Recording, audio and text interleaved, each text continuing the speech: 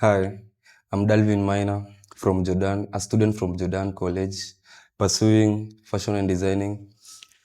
Today we are going to be taking you through fabric decoration, a method called bleaching. Here's an example of bleaching. This is before bleaching. This is after bleaching. In bleaching, we have different types of materials, but for today, we are going to be using a jeans, which we are going to be giving you as an example.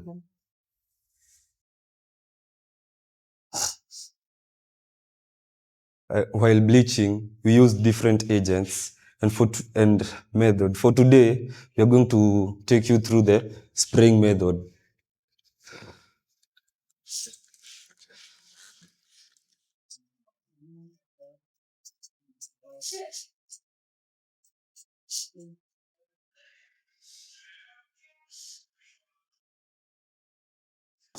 Then you wait for a few minutes for it to react.